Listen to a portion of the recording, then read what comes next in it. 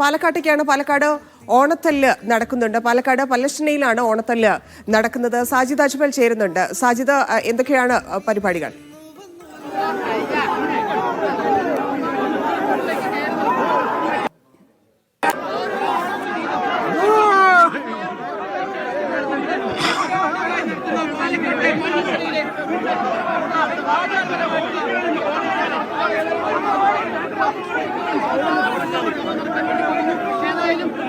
പല്ലശ്ശനയിലാണ് ഓണാഘോഷത്തിന്റെ ഭാഗമായിട്ടുള്ള ചടങ്ങാണ് ഓണത്തല്ല്.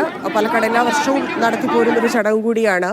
പല്ലശ്ശന ഭാഗത്തൊക്കെയാണ് ഈ ഓണത്തല്ല് നടക്കാറുള്ളത്. ആ ഓണത്തല്ലിന്റെ ദൃശ്യങ്ങളാണ് കണ്ടുകൊണ്ടിരിക്കുന്നത്. നിരവധി ആളുകൾ അവിടെ ഇത് കാണാൻ എത്തിയിട്ടുണ്ട്. സാജിദ് അജ്മൽ ചേരുന്നുണ്ട്. സാജിദ്, ഓണത്തല്ല് തുടങ്ങാറായോ?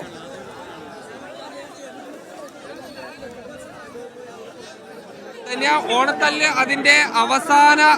അതിന്റെ ഒരുക്കങ്ങൾ പൂർത്തിയായി. ഉടൻ തന്നെ ഓണത്തല്ല് ആരംഭിക്കും. ഈ ഓണത്തല്ലിന്റെ എന്ന് പറയുന്ന ചരിത്രവും ഐതിഹ്യവും കൂടിക്കലർന്ന ഒന്നാണ്. കുഴൂർ നമ്പൂരി ആയിരുന്നു പല്ലശ്ശനയുടെ രാജാവ്. ഈ രാജാവിനെ അയൽ രാജാവായ കുതിരവട്ടത്ത് നമ്പ്യാർ ചതിച്ചു കൊന്നു. നടത്തുന്ന ഒരിതാണ്. ഇതിന്റെ ചരിത്രം എന്താ?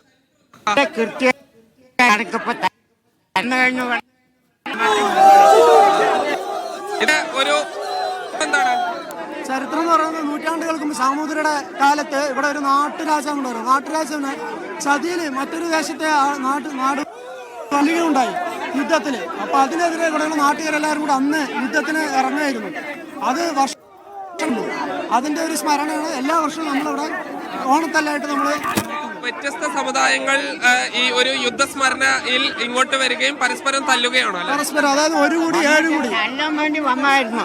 ആ തല്ലാൻ വേണ്ടി വന്നപ്പോ അന്ന് തമ്മി ഓരോ തല്ല് വന്ന് 7 കൂടിയോ 1 കൂടിയും കൂടി തമ്മി ഓരാടി. അങ്ങനെയാണ് ഈ ഓണത്തല്ല്. തിരുവോണ നാളിലാണ് തല്ല്. അന്നത്തെ നിങ്ങളുടെ ഈ കുറൂർ നമ്പൂരി അന്നത്തെ രാജാവിനുള്ളൊരു ഐക്യദാർഢ്യം കൂടിയാണ്. ഐക്യം കൂടി വേണ്ടിയാണ്. അദ്ദേഹത്തിന്റെ ഓർമ്മയ്ക്ക് കൂടി തന്നെയാണ്. കുറൂർ നമ്പൂരിയെ ചതിച്ച് കുതിരവട്ടത്തുനിന്നായി ചതിച്ച് കൊല്ലുക.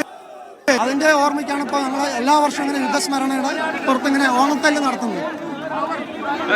ഇതിന്റെ ഈ എല്ലാ ഭാഗത്തും പാലക്കാട് ഒരു വെജിറ്റേറിയൻ സദ്യ ആണെങ്കിൽ ഈ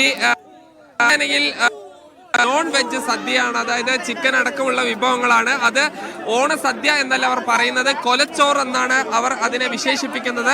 അങ്ങനെ കൊലച്ചോർ കഴിച്ച് യുദ്ധത്തിന് സജ്ജമായാണ് അവർ വരുന്നത്.